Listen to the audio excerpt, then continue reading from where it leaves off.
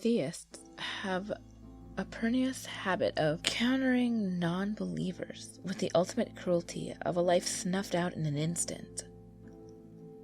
How can there be nothing beyond when we are surrounded by beauty and complexity in this world? This world has offered us a myriad of outlets and the tools to understand it or even master it while we are still living.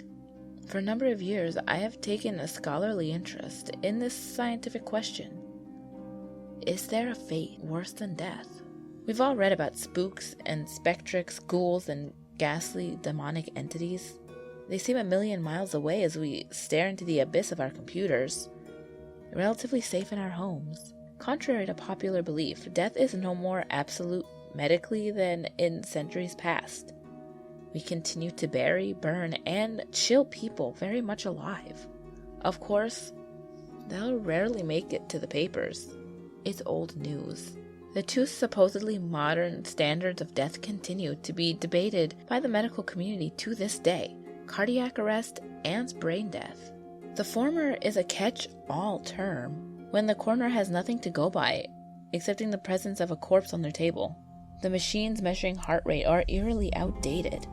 They can miss comatose conditions, for example. Brain death is never tested for. Why waste the money on a steady stream of EEG? Which of these matter? To the doctors, the cheapest, naturally.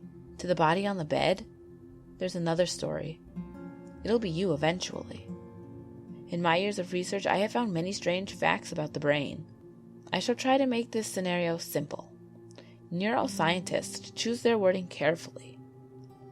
When we speak of oxygen deprivation in terms of brain damage, we mean damage, as in not death. We elect to ignore the qualia, or experimental element, of clinical cases because we are rarely capable of detachment necessary to cover them objectively. Death, as we are taught, is the swift cessation of life. In the brain, nothing could be further from the truth. The modular organization of the brain could be compared to a whack-a-mole. Shutting off a few cells will be painful, but the whole will remain. Have you ever spoken to a stroke victim about their experience? Have you seen the fear in their eyes? I have. They know what I know. They know we are fallible. We are vulnerable at every moment. Our world can cave in, twist, distort, and become as alien as a distant planet. Look up the cases if you don't believe me. We are rather powerless. Human neuropsychology case studies, they're online nowadays. This knowledge I share because you deserve to know. It can become your carpe diem. A ribopsychopomp bearing your soul away to places unknown with the speed of a scythe would be a blessing. These were our ancestors' fairy tales for a reason, and in times of plague and pestilence no less. Tolkien was correct to doubt it, the gift of man. It must be true. What if there's a fate worse than a snuff? What if there's nothing you can do to prevent it? What if you were born this way, bound into a fleshy tomb? The fate worse than the textbook clinical death is open to interpretation. Ponder it as you wish. I know what I think. Let's take the cited preference of dying in one's sleep, elderly. Your heart rate slows. They trust a local doctor called out to verify death. He checks the wrists. Your pulse is too slow for the machines to detect anyway. You might be aware of him in real time. He might blur you as your memory slows. He might appear as a looming shade, if you're unlucky.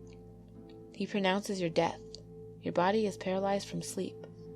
You slip from a dream to a nightmare that cannot be real. You feel rough as the ambulance drives you to the mortuary.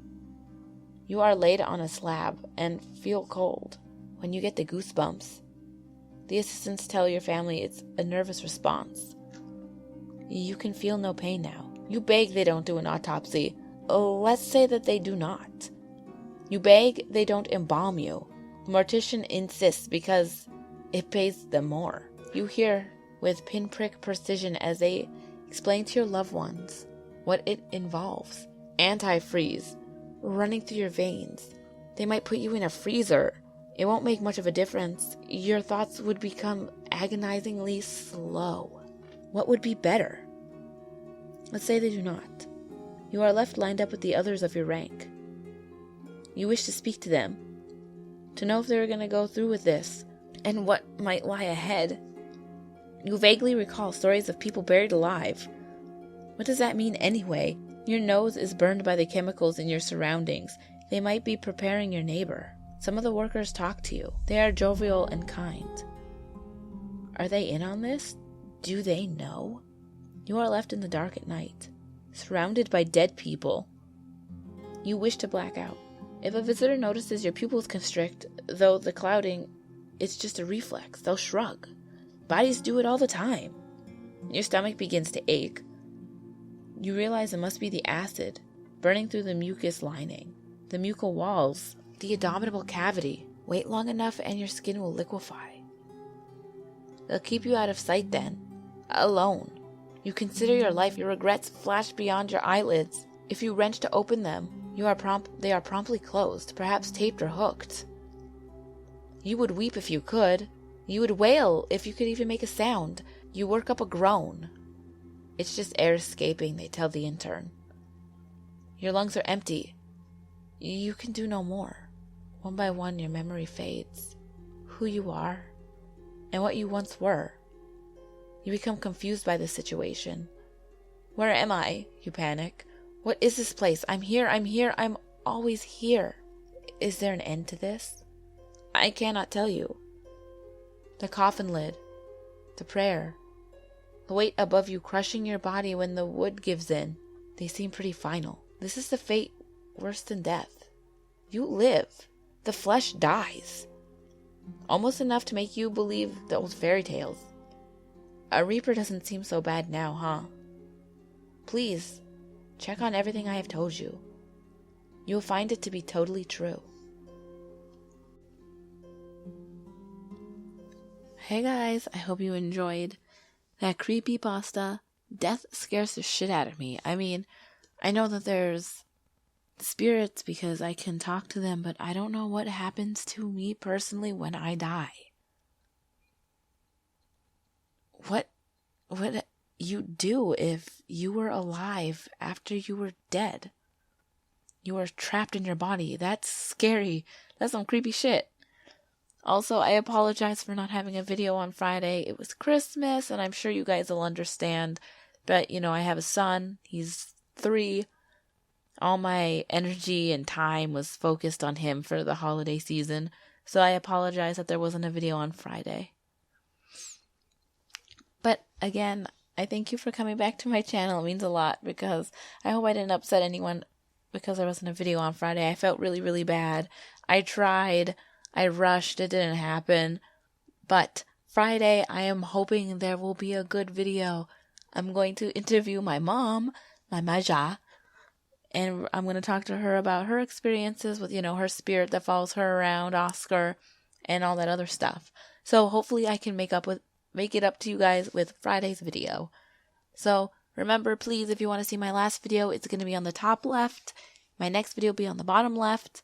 And in the description, there will be my email address, which you can send me your own personal stories or even recommendations for creepypastas you'd like me to read.